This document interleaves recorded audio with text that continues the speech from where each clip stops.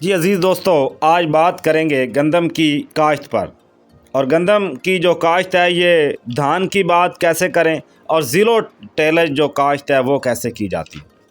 تو عزیز دوستو، جیسا کہ آپ لوگ جانتے ہیں کہ گندم ایک اہم غذائی فصل ہے اور خوراک کی ضروریات کو پورا کرنے کے لیے اس کا کردار ہمیشہ سر فہرست رہا ہے۔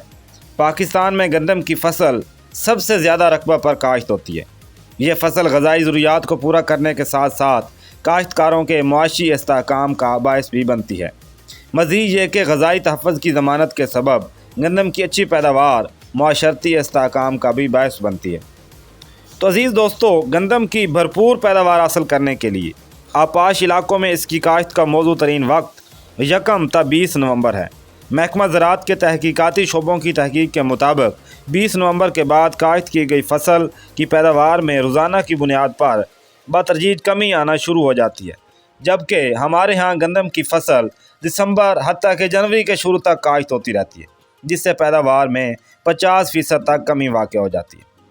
تو عزیز دوستو، جو دھان کے بعد گندم کاشت کرنی ہے اس کے لیے آپ یہ کریں کہ زمین کی نوعیت کے مطابق دھان کی فصل کو برداشت سے 15 تا 25 روز قبل پانی بند کر دینا چاہیے، تاکہ فصل برداشت ہونے تک زمین وتر حالت میں آ جائے اور بغیر انتظار کیے زمین تیار کر کے گندم کاشت کی جا سکے۔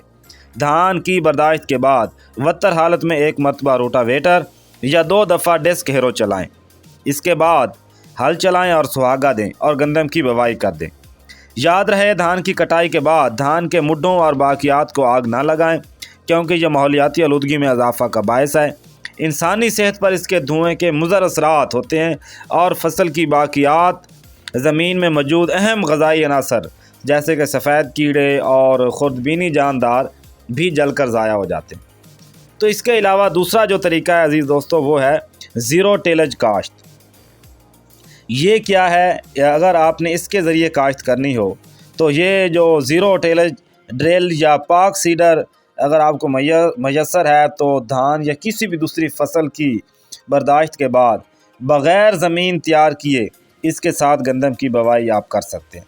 اس سے نہ صرف زمین کی تیاری پر آنے والے اخراجات کی بچت ہوتی ہے بلکہ فصل کی بروقت کاشت کو بھی یقینی بنایا جا سکتا ہے۔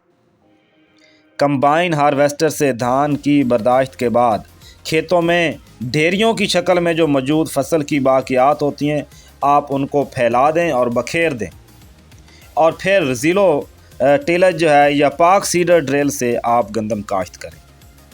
اس طریقہ کاشت کو اختیار کرتے ہوئے آپ ماحولیاتی آلودگی سے بھی بچ سکتے ہیں اور آپ اس سے جو آپ کے آنے والے زیادہ اخراجات ہیں گندم کی کاشت پر آپ ان سے بھی بچ سکتے ہیں۔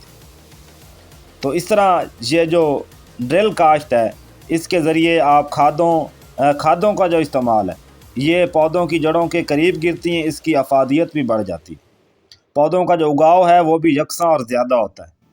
اکثر کاشتکار بیج کو ڈرل کرتے وقت ڈرل کافی گہری کر دیتے ہیں جس سے بیج دیر سے اگتا ہے اور زیادہ شگوفے بھی نہیں بنتے، پھر فصل کمزور بھی رہ جاتی ہے جس سے پیداوار میں کمی آ سکتی ہے۔ اس لیے اگر آپ جو ہے وہ بوائی سے پہلے 1 دفعہ ڈرل مشین کی کیلیبریشن کر لیں، یعنی اس کے بیج ڈالنے کی شرح کو جانچ لیں۔ اس کا طریقہ یہ ہے کہ بیج جو ہے وہ باکس میں ڈالیں اور ہر سیڈ ٹیوب کے آگے پلاسٹک کا لفافہ چڑھا لیں، ڈرل کو ٹریکٹر کے ذریعے چلائیں، کچھ فاصلے پر جا کر ڈرل کو روک دیں۔